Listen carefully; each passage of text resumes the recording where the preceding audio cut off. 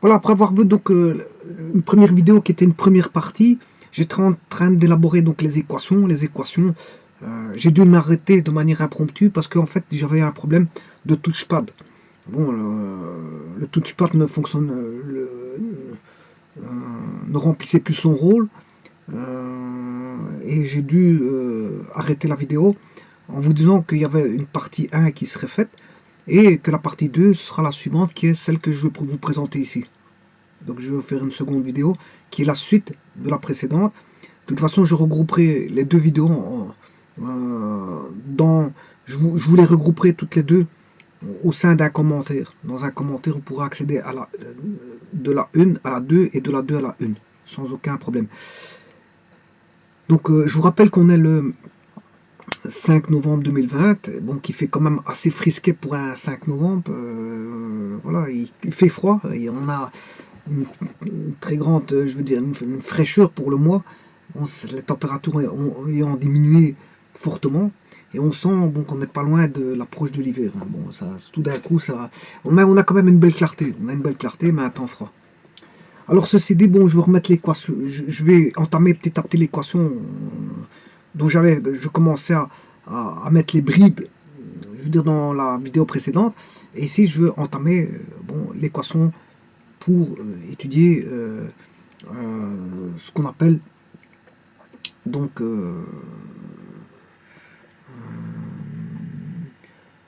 la contrainte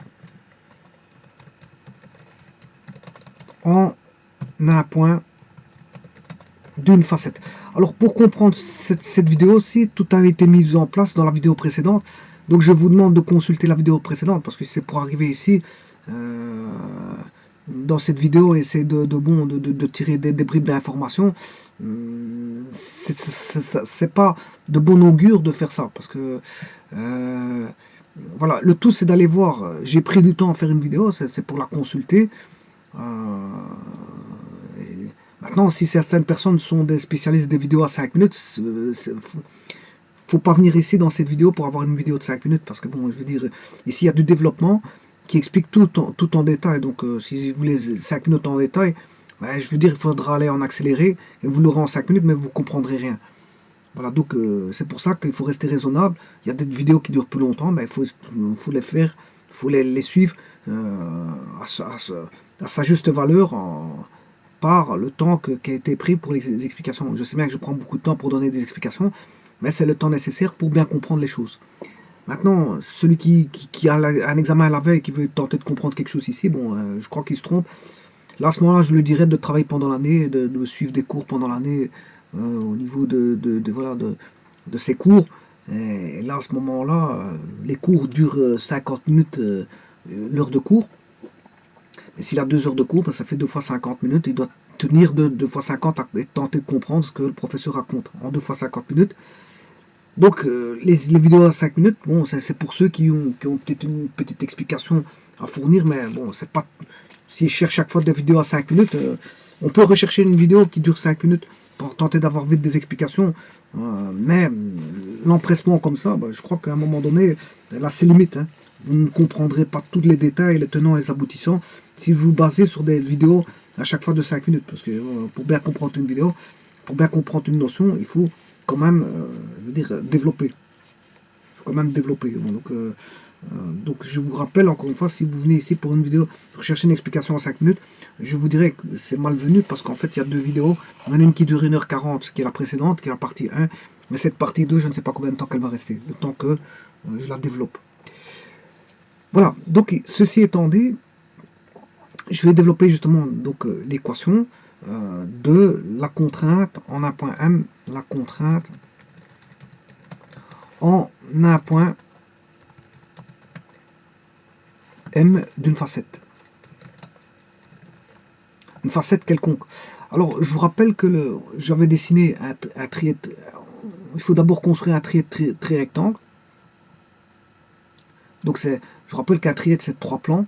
Comment forme-t-on 3 plans? Ben, les 3 plans sont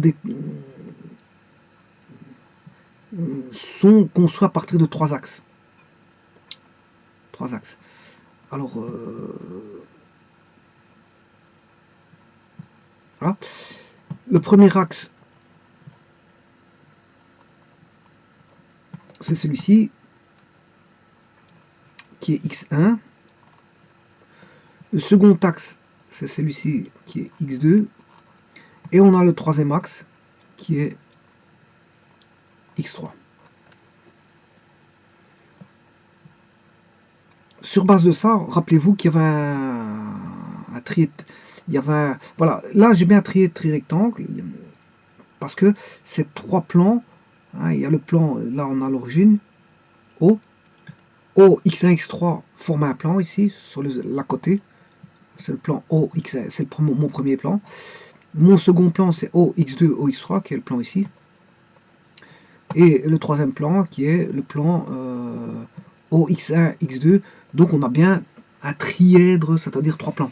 Un dièdre, c'est deux plans. Un trièdre, c'est trois plans. Et ces trois plans-là sont perpendiculaires. Hein. Donc on a un trièdre, trirectangle. Alors sur ça, je vous rappelle que d'après les vidéos que vous avez pu consulter précédemment, là on a un parallélépipède rectangle, et que dans ce parallélépipède rectangle, on avait voilà, des contraintes sur les faces. Voilà, on avait des contraintes sur cette face-là, sur la face du plan OX1, OX2, OX3. Sur le plan OX2, OX3, on avait des contraintes. Voilà, sur le plan OX1, OX3, on avait une contrainte ici. Voilà, une contrainte. Ici, on avait trois contraintes. Hein. Voilà, là, on en avait trois. Et sur le plan du bas, on en avait trois aussi. Voilà. Alors, là, avec ces contraintes-là, on en avait chaque fois, on a trois normales, qu'on appelle des sigma, et trois tangentielles, qui sont basées sur des, qu'on appelle les scissions. On avait bon, je veux bien les mettre correctement, mais il faut aller voir l'autre vidéo, c'est ça que je vous dis, hein, tout était fait dans la vidéo précédente. Le but, c'est de pas de refaire toute la vidéo précédente, sinon je commence à prendre encore une heure. Voilà, donc ce que je veux dire par là, c'est que, bon, j'ai une normale, qu'on appelle, je vais les mettre, puis je vais les effacer. Bon, sur le plan, la normale, c'est x1, au plan OX2, OX3, sa normale, c'est le vecteur, c'est le OX1, voilà. Donc, là, ici, pour le plan OX1, OX3, sa normale, c'est OX2. Donc ici, j'ai une contrainte normale qui est sigma 2 suivant la normale OX2. Puis ici, j'ai un plan, voilà, j'ai une normale OX3 et j'ai voilà, une contrainte en compression sigma 3. Alors celui-ci, il est dirigé suivant X1, celui-là suivant X2 et celui-là suivant X3, suivant K. Voilà. Ça, c'est pour les contraintes normales. Alors, pour les contraintes tangentielles, on aura une contrainte tangentielle comme ceci, une scission comme ceci, une scission comme ça, une scission comme ceci et une scission comme ça. Et là, on aura une scission qui sont des contraintes de cisaillement, voilà, ou de tangentielle, une scission comme ceci et une scission. Voilà. Alors là, on aura taux avec la normale provenant du plan 3, taux provenant du plan 3, suivant l'axe x2, suivant l'axe x1. Là, on aura une scission suivant le plan 1, le plan 1 étant le plan OX2, OX3.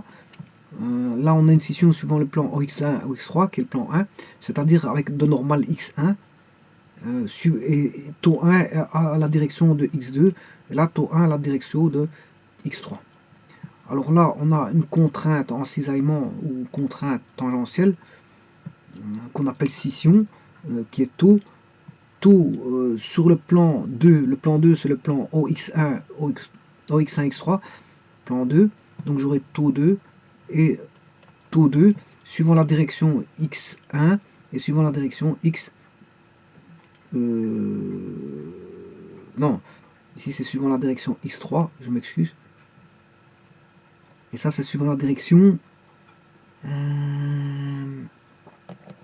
x1. Non, celle du bas, c'est suivant x3, donc je ne me suis pas trompé, hein. Je racontais une bêtise. Celui-ci, c'est suivant la direction x1, et celui-ci, c'est suivant la direction x3. Donc voilà. Le plan numéro 2, c'est le plan OX1, OX3. Le plan numéro 1, c'est le plan OX2, OX3. Et le plan numéro 3, c'est le plan OX2, OX1. OX1, X3, X2. Donc vous voyez bien qu'on a bien un trirectangle, et sur base de ça, on construit un tétraèdre. Voilà, je construis un tétraèdre, comme ceci. Et je vais rechercher la contrainte connaissant la normale, le vecteur normal, et bien sûr les contraintes sur la face A, B, C. Eh bien, je vais faire une liaison entre le vecteur de contrainte R et toutes les contraintes qui sont sur les faces voilà, du trièdre. Donc, connaissant les contraintes, donc le tenseur, parce qu'on connaît le tenseur, c'est-à-dire les vecteurs des contraintes sur des faces du trièdre, mais rechercher la relation qui existe entre R et le tenseur de contrainte. R et le tenseur de contrainte. Donc ABC est une facette orientée quelconque, hein, qui n'est pas dans le trièdre. C'est pour ça qu'on prend justement on prend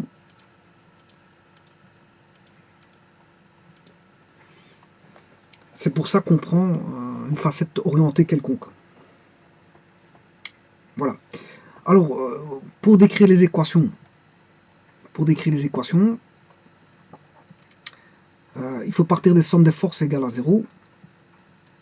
Alors, on part le trièdre ici, il est en mouvement, hein. Il est en mouvement, donc en fait, on fait somme des forces égale ma. Ça, il faut aller voir la vidéo précédente. Comme on a des forces de masse ou de volume, pourquoi volume? Parce que M égale rho V, donc delta M égale delta. Je vous rappelle que tout ceci est minuscule, hein. C'est un sous-système minuscule. Donc delta, on n'a pas de M mais delta M. Donc, quand delta M, c'est la masse de, voilà, voilà, de ceci, c'est la masse du tétraèdre. On a un tétraèdre en mouvement, parce que maintenant, mon sous-système, c'est ça. J'ai un tétraèdre en mouvement, somme des forces égale MA. Donc, c'est pas MA, c'est delta M. Mais delta M égale M vaut rho V, donc rho étant constant homogène dans tout le fluide. Donc, le rho ne bouge pas, donc on a M égale rho V, donc delta M est égal rho delta V. Voilà, et delta V, c'est delta x1 fois delta x2 fois delta x3, qui sont tous des infiniments petits d'ordre 1, donc ce qui fait on a trois des infiniments petits d'ordre 1 pour former le volume, on a infiniment petit d'ordre 3. Et peu importe quel qu'il soit le volume, en fait le volume du tétraèdre, c'est 1/6 fois delta x1 fois A, je m'excuse, delta x1 fois A fois B fois C. Alors je vous rappelle que A, il est là, c'est le vecteur OA, il est là, OB, enfin OB il est là, je m'excuse, OC, le vecteur OC et le vecteur OA. Donc si vous faites le déterminant du vecteur OA, virgule, OB, OC fois 1/6, vous avez l'aire du le volume du tétraèdre. Vous avez le volume du tétraèdre. Voilà. De toute façon, c'est un infiniment petit, d'ordre 3. Donc tout ce qui est infiniment petit d'ordre 3, on laisse tomber. Par contre, infiniment petit d'ordre 2, on ne laisse pas tomber. C'est-à-dire tout ce qui est surface. C'est-à-dire que les forces ici, si je prends la force R, là, ça c'est une contrainte sur la face ABC. C'est une contrainte sur la face ABC. Donc si c'est une contrainte, pour avoir la force, vous savez qu'une contrainte, c'est une force par unité de surface. Donc pour avoir la force, ben, il faut faire R fois delta S. Delta S étant voilà, la surface ABC. C'est la surface ABC. Vous faites R fois delta S, R fois delta S, ben, vous avez la force. Voilà. Alors il faut appliquer bien sûr somme des forces extérieures plus, je dirais même delta F extérieur, plus somme des forces delta F à distance égale delta M fois A. Alors je vous ai dit qu'ici c'est un infiniment triple, enfin un infiniment petit d'ordre 3, parce que delta M c'est rho delta V, donc on a un delta V qui traîne, c'est des forces de volume, on appelle ça des forces de volume. Donc ça vaut environ 0. Alors là, M, les forces à distance, c'est masse fois gravitation. On se retrouve de nouveau avec delta M fois G. Voilà, delta M fois G. De nouveau, on se retrouve avec des forces d'ordre 3, enfin des infiniment petits d'ordre 3, donc ça tombe. Et il reste somme des forces extérieures, vaut environ 0. Vaut environ 0. Voilà, sachez que le fluide est en mouvement.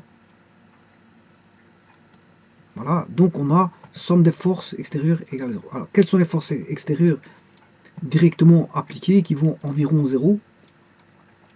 Eh bien, on a R fois ds.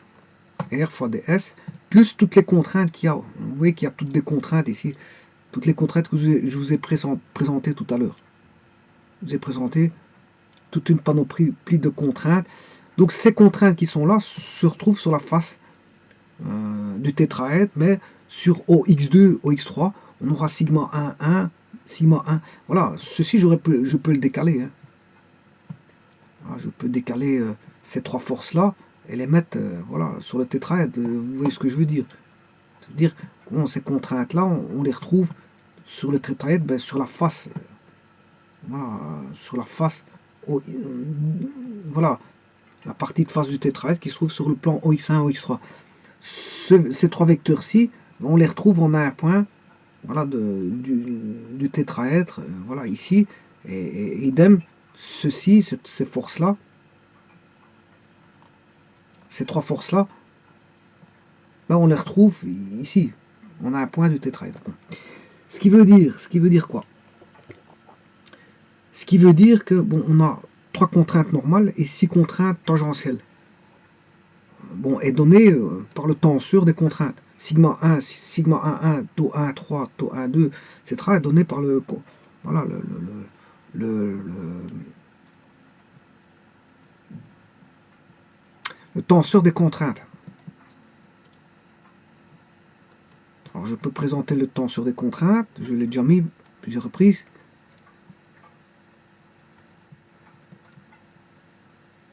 Voilà.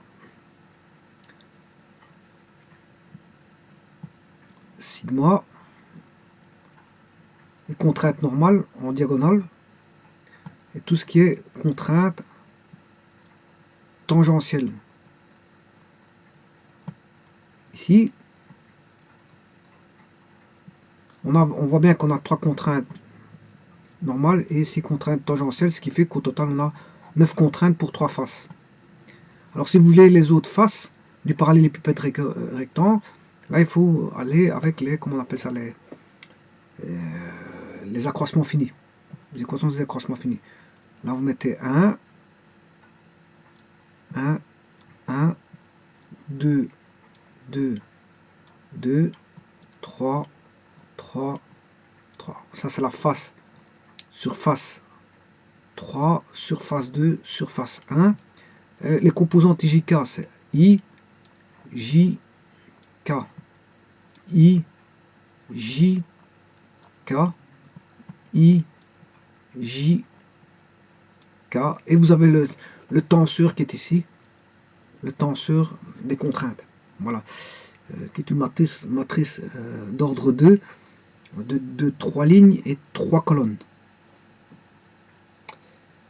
Alors on va appliquer la somme des forces extérieures égale à 0. Qu'est-ce qu'on a comme force extérieure? Bon, on a R fois, je rappelle que bon, R étant une contrainte, R étant une contrainte ici, R étant une contrainte, donc c'est une force par unité de surface. Par unité de surface. Donc si on veut la force, ben c'est R fois ds. Alors je passe à la limite, je n'ai plus de delta S, je vais passer à la limite hein, pour avoir R fois ds. Comme ça je ne trimballe plus des delta mais des D. Voilà, maintenant il faut penser que je suis à la limite quand le delta volume tend vers 0. Le delta volume tend vers 0, tout tend vers 0, donc je parlais en termes de ds.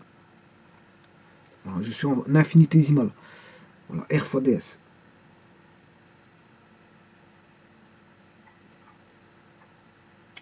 R fois ds plus les forces de contrainte. Plus les forces de contrainte vaut environ 0. Voilà, les forces de contrainte, c'est R fois RDS plus les forces de contrainte. Bon, alors on va projeter ça, hein, je vais projeter ça.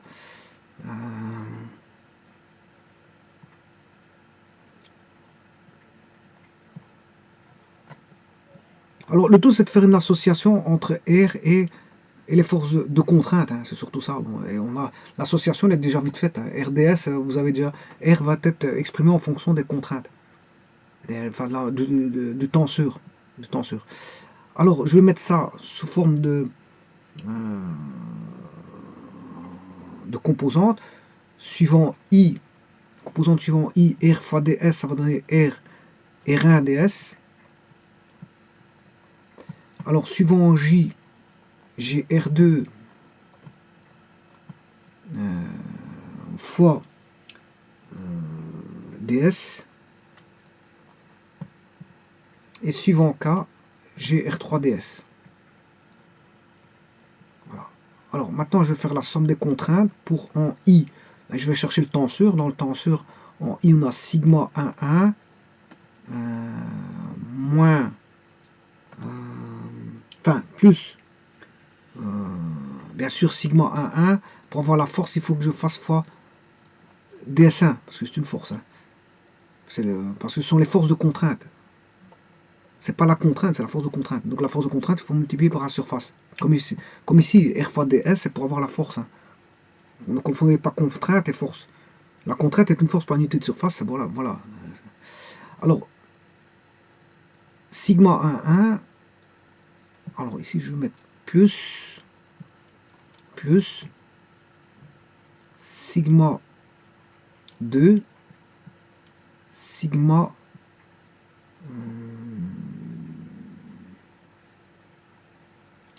ici je suis en I, je dois avoir que des composantes en I. Alors, pour avoir les composantes en I, j'ai sigma 1, plus taux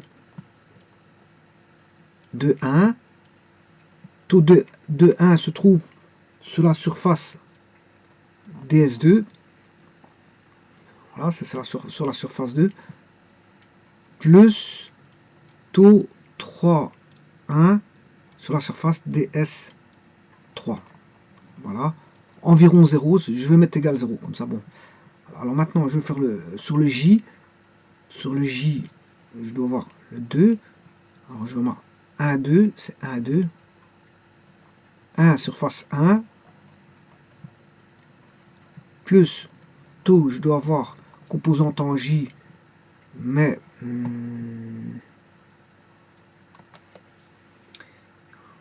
bon, je vais d'abord mettre les surfaces. Hein. ds1 plus, j'aurai par rapport à ds2, ds2 plus égale 0 égale 0 ds3 ds3. Alors là, j'ai bien composante en J2, composante en I1, composante en I1, 1, 1. Surface 1, surface 2, surface 3. Composante en J, surface 1, composante en J, surface 2. Voilà, et ça c'est un sigma, parce qu'en sigma, j'ai sigma 2,2. Sigma 2,2, c'est une contrainte de compression. Voilà. Alors là, j'ai sigma 3, 2, ou plutôt 3. Voilà. On reconnaît les contraintes dans les scissions, en cisaillement, quand on a I différent de J. Donc sur la diagonale de la matrice des tenseurs, on a, si vous voulez, les contraintes de compression et les scissions ne sont pas en diagonale. Donc si I différent de J, c'est vous avez les scissions, I égale J, on a les 1, 1, 2, 2 et 3, 3, on a les contraintes en compression. Voilà. Par contre, le signe, je vais regarder le signe tout de suite, hein, parce que sigma 1, 1, il est dans le sens contraire de l'axe. Allez voir le dessin. Si vous allez voir le dessin que j'ai fait tout à l'heure, tout ça c'est dans le sens contraire de l'axe. Ils sont tous contraires à l'axe. Ils sont tous contraires à l'axe. Là, il est contraire à l'axe. Là, il est contraire à l'axe. Là, il est contraire à l'axe. Voilà, et là, il est contraire. Voilà, sigma 1, 1 est contraire à l'axe J. Tout ceci sont contraires. Tout ce qui est contraire à l'axe J, c'est sigma 1, 1, sigma 2, 2, et tout. Voilà, là, c'est tout des moins. Tout ce qui est contraire à l'axe 1, c'est du négatif. Et tout ce qui est contraire à l'axe 3, donc là, on aura 1, 3, moins. Ouais, ici, c'est plutôt un tout. Je vais remettre les taux, les sigma. Bon, je vais remettre sigma 1, 2, c'est un taux. Quand I différent de J, c'est taux. Là, j'ai taux. C'est une scission. Là, j'ai une scission.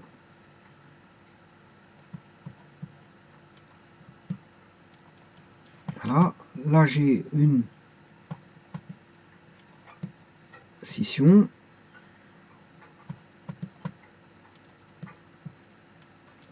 Voilà. Là, on a 3, 1, 3, 2 sont des scissions. 2, 1. Là, on a une scission. Une scission ici. Et là, c'est tout des taux. Taux 2, 1. Taux 3, 1. Taux et taux 3, 2. Et là, c'est taux 2, 3. Voilà, et on a tout. Et là, là, vous avez sigma 1, 1, sigma 2, 2, sigma, les contraintes de compression, sigma 3, 3. Alors maintenant, je vais enlever le égal 0 et rassembler tout, remettre tout ce qui est contrainte à gauche et inconnu. L'inconnu, c'est R, et ce qui est connu, ce sont les contraintes. Parce qu'on a le tenseur qui est connu, donc on connaît les contraintes. Donc, je vais mettre égal, égal, égal, égal, plus, plus, plus, plus, voilà, tout est passé dans le membre de droite. Et voilà. Alors, maintenant, ce que je peux faire,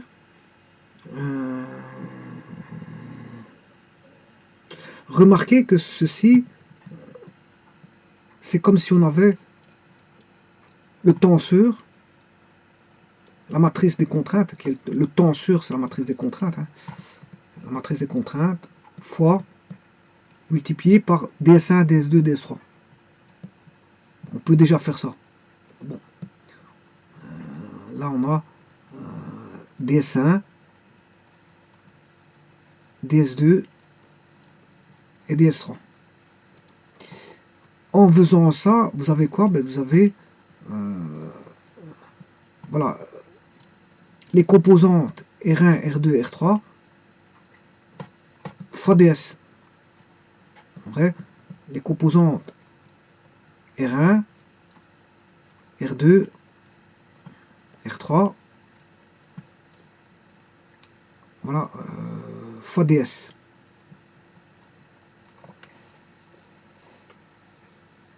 Voilà. Bon, ben, on va aller plus loin.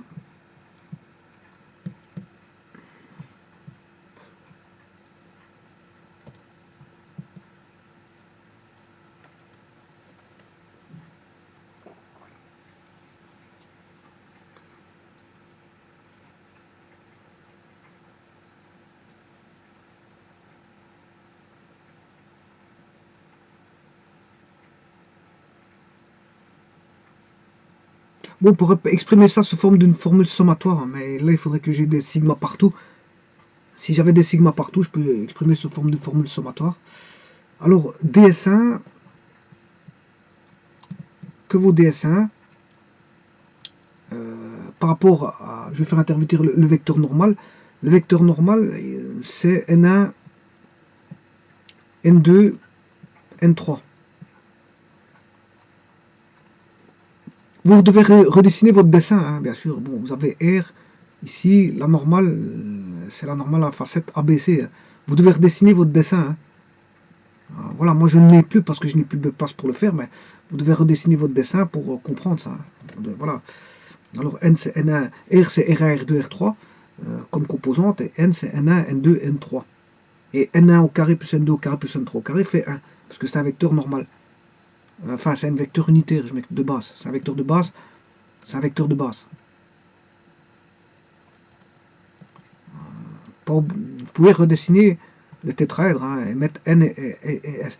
Alors, DS1, par rapport à DS1,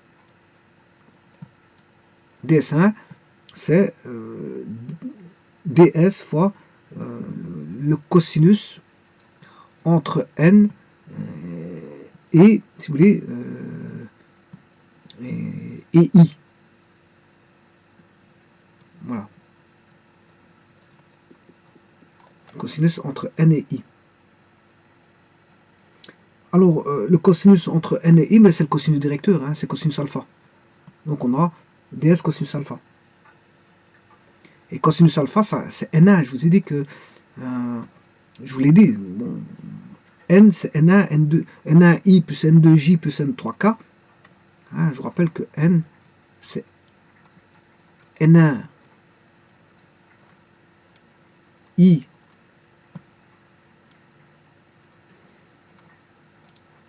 plus n2j plus n3k. Alors je rappelle que n1 au carré plus n2 au carré plus n3 au carré fait 1. Je rappelle parce que n est ayant pour module n a pour module 1. Voilà. Et que bon ceci n1 c'est cosinus alpha. Et alpha étant l'angle entre i et n plus cosinus bêta j plus cosinus gamma k. Voilà. Alors, cos carré alpha plus cos carré bêta plus cos carré gamma égale 1. Voilà. Et alpha étant l'angle entre n et i. Bêta étant voilà, l'angle entre n et j, et gamma étant l'angle entre voilà, n et k.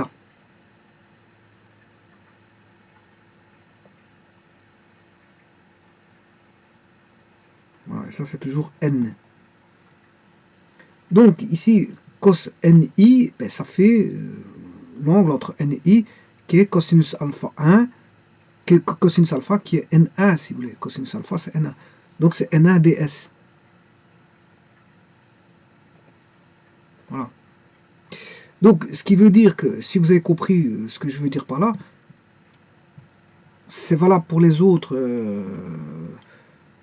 surfaces, ds2, ds3. Je vous rappelle que ds c'est quand on est passé à la limite, hein, on est passé à la limite delta s tendant vers 0, donc on a en infinitésimal. Comme ça je ne trimballe plus des delta, mais je joue avec des. Enfin je manipule des différentiels. ds1, ici ce sera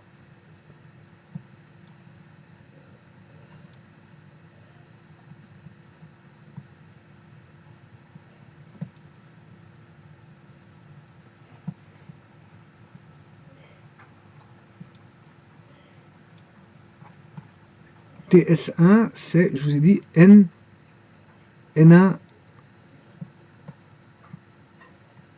ds. n2 ds.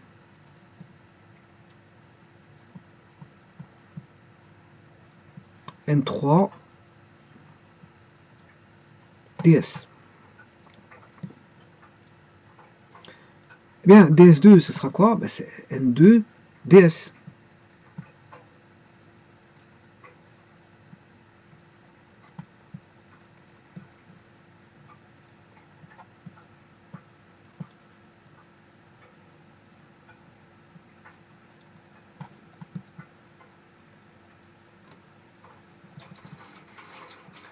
n2 ds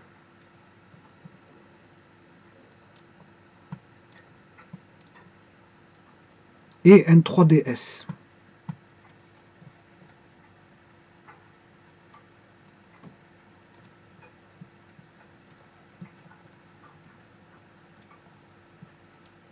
Bon, je vais tout diviser par ds, hein, parce que vous voyez que le membre de droite et gauche, il y a du ds. Je divise par ds ici. Je divise par ds ici.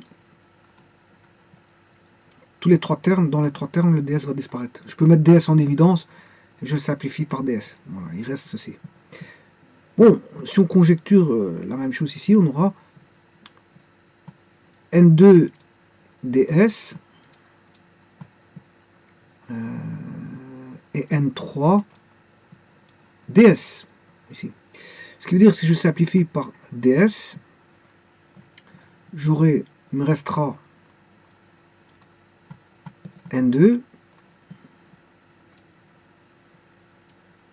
Là, on n'a plus de ds, bien sûr, pour le premier terme. Et là, on n'aura plus de ds parce que j'ai simplifié pour avoir n3.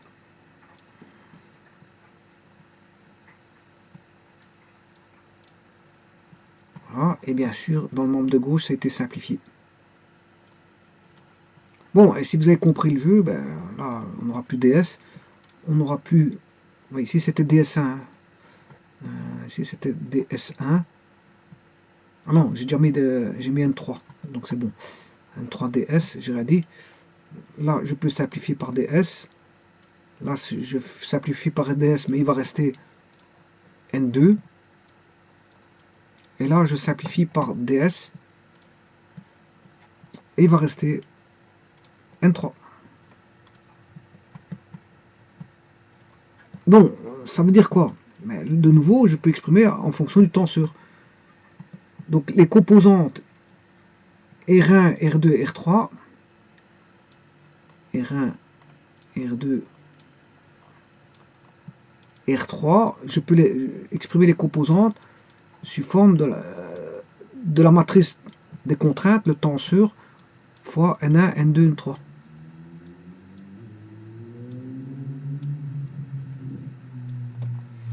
Alors, voyons voir, la matrice des tenseurs, c'est une 3 fois 3. Celui-ci, c'est une...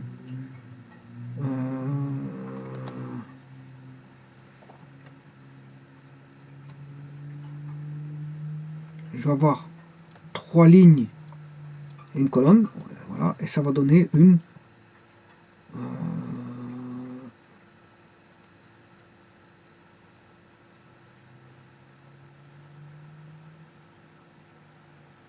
et ça va donner une 3 lignes et une colonne. Donc je me suis trompé. Alors, la multiplication, je peux la faire, hein, parce que j'ai bien ici 3 colonnes et 3 lignes, donc je peux multiplier, et le résultat va être une 3 lignes, une colonne. Donc 3 lignes, une colonne, donc j'aurai R1, R2, R3. Voilà. Donc le tenseur fois N1, N2, N3, le tenseur fois N2, N2, le tenseur fois... pour avoir les composantes des contraintes,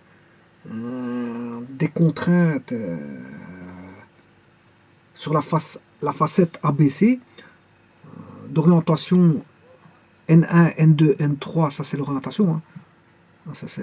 Il est donné par le vecteur N. Voilà. Et connaissant le tenseur et le vecteur N, ben, je peux trouver les contraintes sur la face ABC orientée suivant une direction N.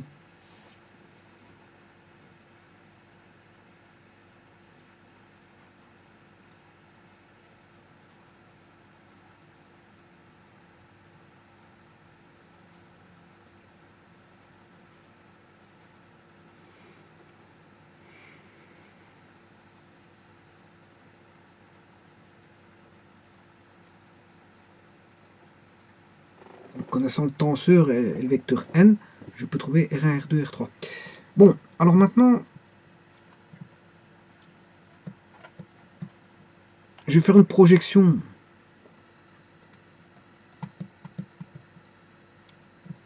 de R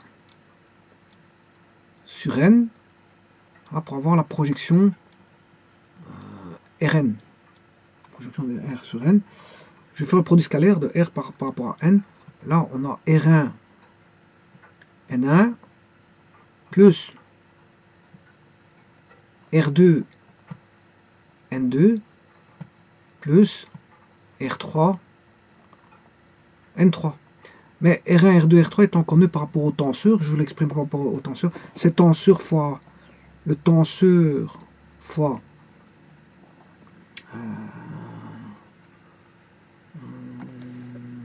fois n. Voilà.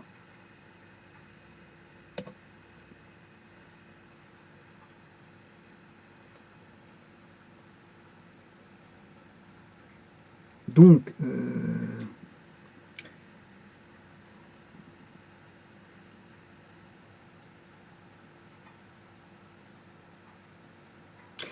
R2, bon, si je remarque, R1 c'était le tenseur fois N1. Tenseur, la première ligne s'écrivait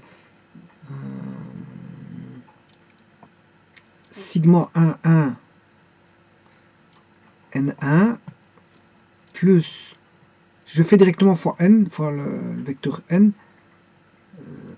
taux 1, 2, N2 plus taux 1, 3, N3. Voilà. R2, c'est la même chose. J'écris en changeant bien sûr les indices. Taux 1, non, 2, 1, N1 plus taux sigma 2, 2, N2 plus taux 2, 3, N3. Bon, avant d'aller plus loin, vous aurez enfin, je vais quand même terminer. R3 est égal à taux 3, 1, N1 plus taux 3, 2, N2 plus taux 3, 3, N3. Bon, et je vais remettre le R1 là-dedans, le R2 là-dedans, et le R3 là-dedans.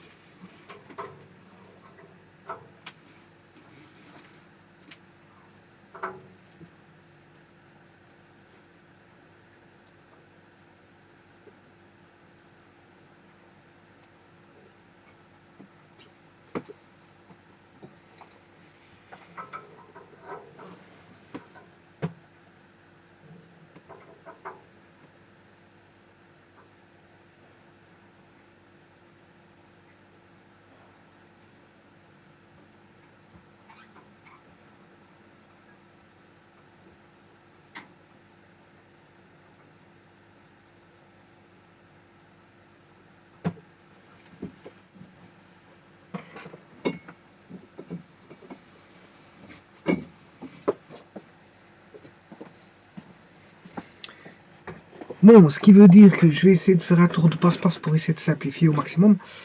Bon, ça veut dire que le N1 là, tout ceci, le R1, va être multiplié par N1. Donc, si je multiplie par N1, ça veut dire que tout ceci est multiplié par N1. Bon. Donc je vais multiplier tout par N1. Ce qui veut dire, si je multiplie celui-ci par N1, c'est N1 carré. On aura N1 fois N2 et N3 fois N2. Donc j'aurai N1, N2 et N3, N1. Voilà. Le second ici, R2, il est multiplié par N2. N2. Donc on aura N1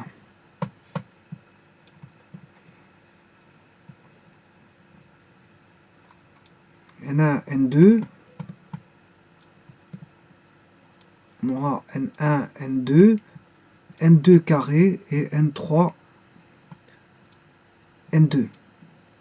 Et le dernier, on multipliera par R3 par N3. Et bien sûr, il faut tout additionner. Hein, parce qu'on a R1, Rn, R, la produit scalaire N sur, la projection de R sur N va donner R1, N1, R1, N1, plus R2, N2, plus R2, N2, plus R3, N3, plus N3, R3. Donc ce qui veut dire qu'ici, je dois tout additionner. Donc si j'enlève ceci, bien sûr, c'est une addition qu'on aura ici. On aura ce terme-là, plus le terme-là, plus le terme-là, si je devais projeter R sur N. Voilà. Et la projection de R sur N donne ceci. Donne celui-ci. Voilà. Plus ce terme-là, plus ce terme-là. Alors celui-ci, je ne l'ai pas encore développé, je vais le faire tout de suite. Je dois multiplier par R3 par N3. Donc là, c'est multiplié par N3 par N3 plus par N3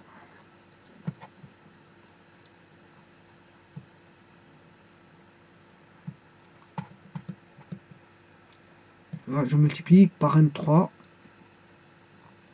et là, j'aurai N3 au carré. Voilà. Voilà, voilà, voilà.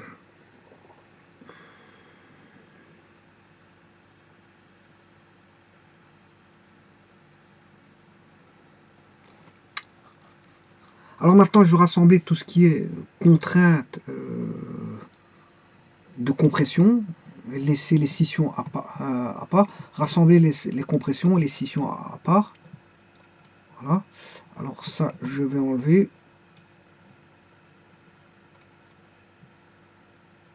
Je vais rechercher sigma 2,2 n carré. Voilà. Ça, c'est bien sûr, c'est sigma 2,2.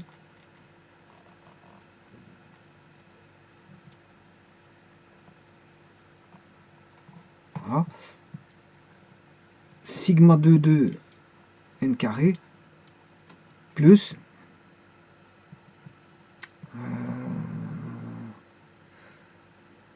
ça, c'est un sigma 3,3 n carré. Voilà. Plus sigma 3,3 n carré. Voilà les contraintes. Je sépare les contraintes tangentielles des contraintes. Bon, celui-ci n'existe plus puisque je l'ai déplacé.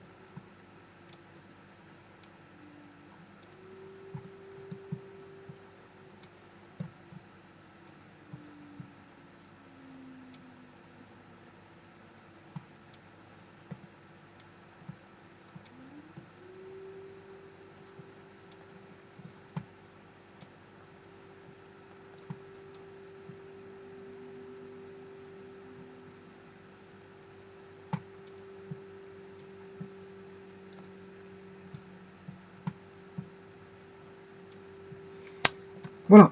Donc, je regroupe ici les contraintes de cisaillement et les contraintes de compression.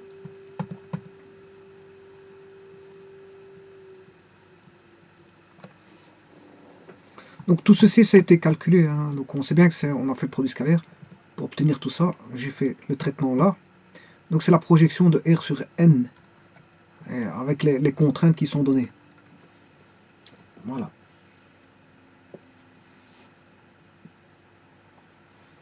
Alors maintenant, on se rend compte que j'ai, si on analyse ceci,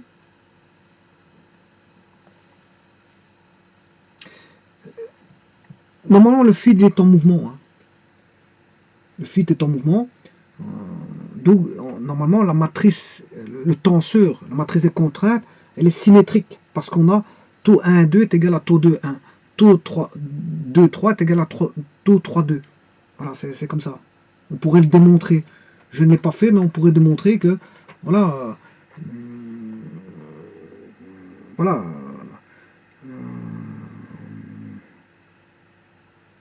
que c'est comme ça.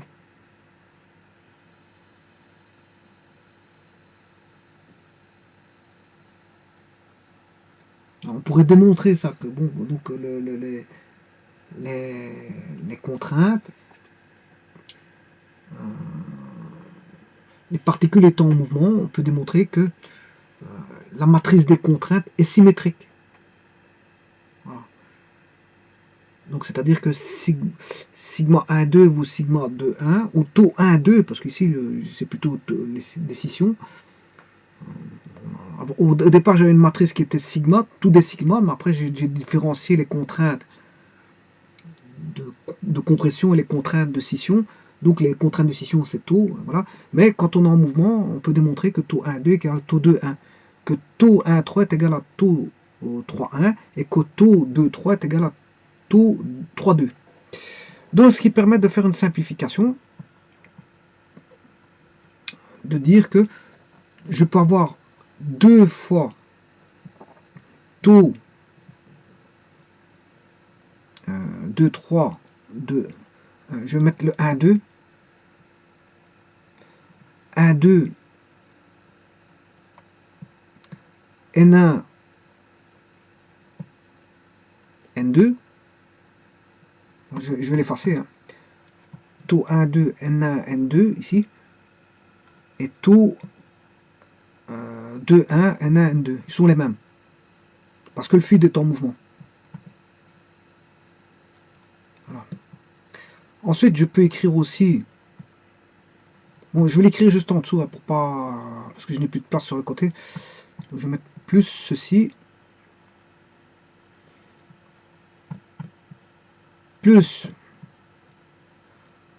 taux 1, 3 et taux 3, 1, N1, N3. Taux 1, 3, N1, N3. Ça veut dire que j'ai additionné taux 1, 3, N3, N1, et taux 3, 1, N1, N3. Voilà, et maintenant, plus taux 2, 3, N2, N3. Voilà. Et voilà que la projection, voilà, des contraintes sur ABC sur N, connaissant bien sûr le tenseur. Connaissant le tenseur. Le tenseur, c'est la matrice des contraintes.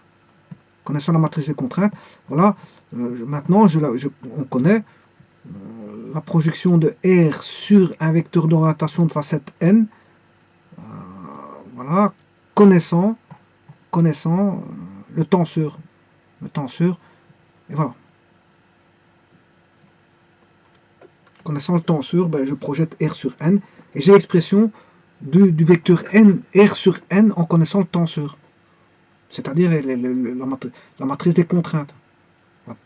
Alors maintenant, je vous ai dit que cette partie ici, c'est la partie des contraintes de compression, et ça c'est la partie contrainte de, voilà, ce sont les scissions, ou les contraintes de cisaillement. Alors, si on n'a pas de cisaillement, c'est qu'on a des forces de pression. Et donc, si ceci est égal à 0, si ceci égale à 0, il ne nous reste plus que ceci. Il ne reste plus que des forces voilà. Il ne reste plus que des forces de pression. Voilà. Alors ceci vaudra 0, bien sûr, si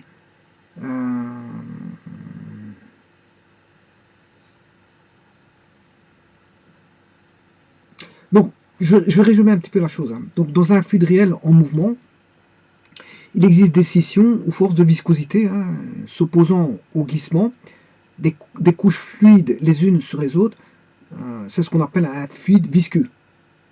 Alors dans le cas du fluide parfait, les forces de contact transmises à la surface d'un élément par les éléments environnants sont toujours normales aux éléments de surface sur lesquels elles s'exercent. Les scissions sont donc nulles, c'est-à-dire que taux 1,2, taux 1,3 et taux 2,3 vaut 0. Donc fatalement la somme vaudra 0. Alors je vous rappelle que la notion de fluide parfait est évidemment une abstraction destinée à, bien sûr, vous l'aurez compris, à faciliter la modélisation et les développements mathématiques. Voilà.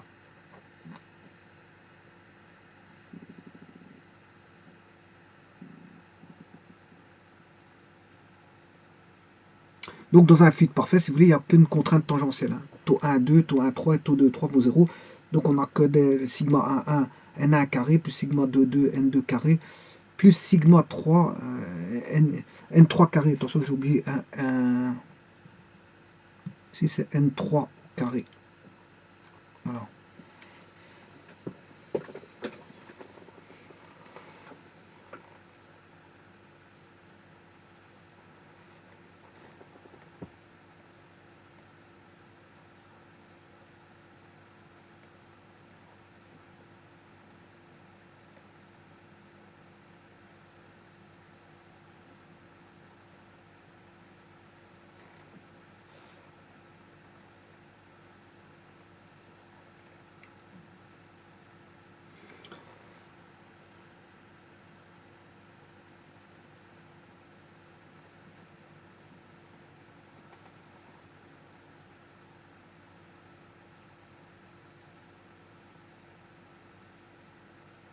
Bon, on aurait pu trouver les contraintes normales différemment. Différemment.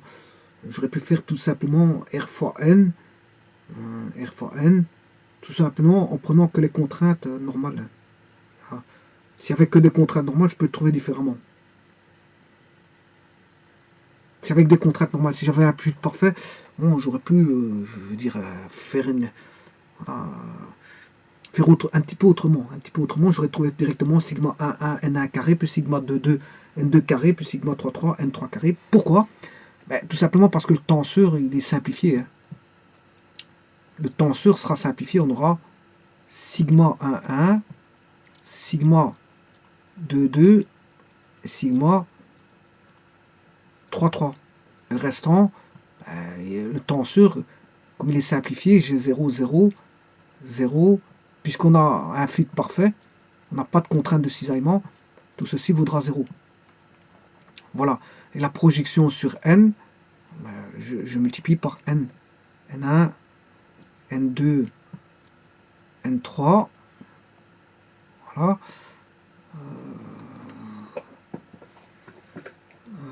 Ça, c'est pour le vecteur R.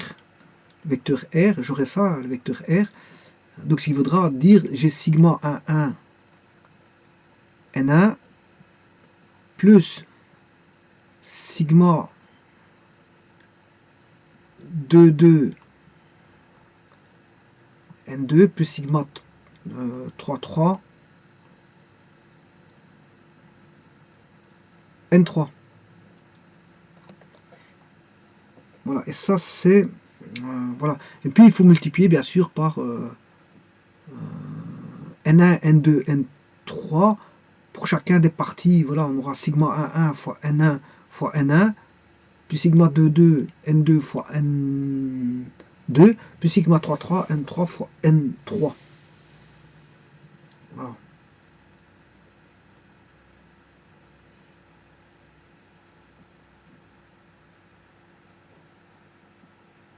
Parce que, je dois multiplier ceci sûr fois le vecteur n, mais là bien sûr on a i, j et k. Voilà. Et si j'avais un vecteur normal, ben, le n vaudra n1 i, n2j plus n2j plus n3k. Donc on aura sigma 1 n1 carré plus sigma 2 voilà, si je devais faire le produit scalaire, sigma 1 n1 fois n1, ce qui fait sigma n1 carré, plus sigma 2 n2j fois n2j, ce qui fait sigma 2 n2 carré, plus sigma 3 n3k fois n3k, parce que n, vecteur n c'est n3k, pour z, pour l'axe z, et donc j'aurai, voilà, sigma 3 au carré. Voilà. Donc ici, vous voyez, le tenseur, il serait un peu simplifié pour un fluide parfait, donc, qui est, je veux dire, un modèle, hein, une abstraction destinée, si vous voulez, comme je vous ai dit tout à l'heure, à faire des développements mathématiques. On considère d'abord que c'est un fluide parfait, et puis petit à petit, on descend vers le fluide réel, en omettant petit à petit des hypothèses. On les omet petit à petit pour garder que... Alors je vous rappelle qu'un fluide parfait, c'est pas une parfaite isotropie, parfaite fluidité, parfaite... voilà, il n'y a pas d'absence de viscosité. Voilà, je vous rappelle ce qu'était un fluide parfait. J'ai vu une vidéo là-dessus. Hein. J'ai fait une vidéo qui inculquait, bon, qu'est-ce que c'était qu'un fluide parfait.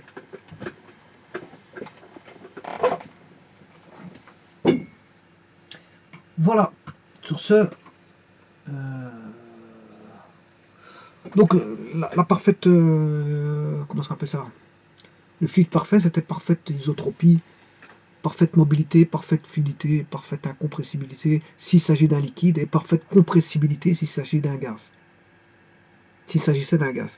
Mais ici, je traite les liquides, bien sûr. Hein. Vous aurez compris que je traite les liquides. Voilà, donc en fait, ça veut dire que par rapport à une facette dont vous connaissez un trirectangle dans lequel vous connaissez les contraintes, le tenseur des contraintes, ben, on peut trouver voilà, les contraintes sur une facette orientée quelconque en connaissant la matrice des, voilà, la matrice des contraintes, c'est-à-dire le tenseur des contraintes. Voilà. Voilà, et là vous avez l'équation totale qui reprend la composante normale et la composante tangentielle du vecteur contrainte d'une facette sur la normale à la facette, connaissant bien sûr le tenseur des contraintes. Tout est connu ici parce que l'orientation est connue. Hein. L'orientation de la surface est connue puisque vous avez vecteur directeur n qui vaut n1, n2, n3, sous-entendu cosinus alpha, cosinus bêta, cosinus gamma, où alpha, bêta et gamma sont les angles entre voilà, ij et k et le vecteur r. Alors, vous connaissez tout ça. Voilà, on connaît le vecteur normal à la facette, on la connaît. La contrainte R, ben, elle est donnée en fonction du tenseur de contrainte sur un trirectangle. Or, ici, le R n'est pas sur un trirectangle, il est sur une facette, je veux dire, d'un tétraèdre. Donc on est passé, si vous voulez, d'un fluide, d'un système fluide, on l'a décomposé en un système parallélépipédique rectangle pour avoir voilà, le tenseur des contraintes sur un parallélépipède rectangle qui est voilà, où les trois axes sont sur un trièdre, trirectangle. Et après, on a établi sur un tétraèdre. Puisque pourquoi sur un tétraèdre? Parce qu'on connaît le trièdre, on connaît les contraintes sur un trièdre. Donc, la quatrième face, je peux exprimer la quatrième face par rapport à trois faces connues. C'est ça, c'est juste ça. Hein. On connaît trois facettes, on connaît les contraintes sur trois facettes. Quelle est la contrainte sur la quatrième facette? Mais on connaît les trois faces, les contraintes sur trois facettes reprises sur un parallélépipède rectangle qui se décompose dans un triangle trirectangle. Ben, la quatrième, si je veux retrouver sur une quatrième facette, ben, je prends un tétraèdre, et je compare le tétraèdre, je fais une découpe de la figure parallélépipédique pour avoir un tétraèdre. Voilà, et là, il y a une inconnue qui est la facette, l'inconnue c'est la facette voilà, d'orientation quelconque. Et les autres, les contraintes, je les connais. On connaît les contraintes sur le trirectangle. Donc on passe du trirectangle au tétraèdre. Donc on passe voilà, d'un plan de 3 plans perpendiculaires à un système à 4 plans, un système à 4 plans. Donc on connaît les contraintes sur des surfaces constituant 3 plans et on va rechercher la contrainte sur, par rapport en relation avec les 3 autres contraintes, on va rechercher la contrainte sur un quatrième, une quatrième facette, une quatrième surface dans un plan quelconque qui n'est pas le plan du trirectangle. C'est sur un plan quelconque. Voilà. C'est juste ça. Hein. Il n'y a rien de compliqué là-dessus. C'est juste une relation entre voilà, la contrainte donnée dans un plan quelconque par rapport aux contraintes connues d'un trirectangle. Et c'est pour ça qu'on a pris un parallélépipède rectangle. C'est pas pour rien. Parce qu'on sait bien qu'on a un trirectangle. Bon, qu'est-ce qui va s'adapter au trirectangle? C'est le parallélépipède rectangle. Voilà. Pour avoir une orientation quelconque, qu'est-ce qui peut s'adapter connaissant un trirectangle? Ben, c'est le tétraèdre. Hein. Un tétraèdre, voilà. Attention que c'est pas n'importe quel tétraèdre. C'est un tétraèdre qui est trirectangle. Justement, voilà, on a choisi un tétraèdre trirectangle. Voilà.